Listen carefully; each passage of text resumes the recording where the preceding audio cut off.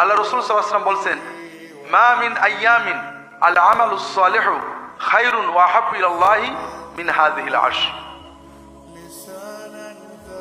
আল্লাহ তাআলা বছরের 354 দিনের যে 10টা দিন সবচেয়ে বেশি পছন্দ করেন নেক আমলের জন্য, সেটা হলো এই জিলহজ মাসের প্রথম 10 দিন। অর্থাৎ জিলহজ মাসের এই 10 দিনের বাইরে নেক আমল করলে আল্লাহ যত সওয়াব দেন, যত খুশি হন, এর চেয়ে বেশি সওয়াব দেন, বেশি খুশি হন যদি আমরা এই 10 দিনে নেক আমল করি। এজন্য সাহাবায়ে কেরাম এই 10 দিনে ব্যাপক পরিশ্রম করতেন, ইজতিহাদ করতেন ইবাদতের জন্য।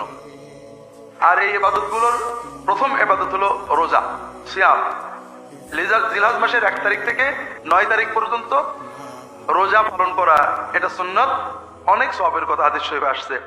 বিশেষ করে 9 তারিখ আল্লাহ রাসূল সাল্লাল্লাহু আলাইহি ওয়াসাল্লাম বলছেন, সাওমু ইয়াউমি আরাফা আহতাসিবু আলাল্লাহ আইয়ুকাফিরা আস-সানাতা আল্লাতী ক্বাবলাহা ওয়াল্লাতী বা'দাহা আও কামা ক্বাল সাল্লাল্লাহু আলাইহি ওয়াসাল্লাম।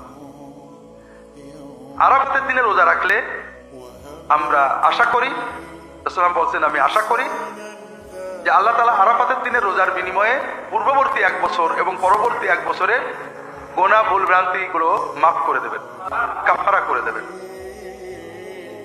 কাজেই আমরা যদি পুরো 9 দিন রাখতে পারি আলহামদুলিল্লাহ, আর 9 দিন যদি নাও রাখতে পারি, তবে আরাফাতের দিন অবশ্যই আমরা রোজা রাখার চেষ্টা করব।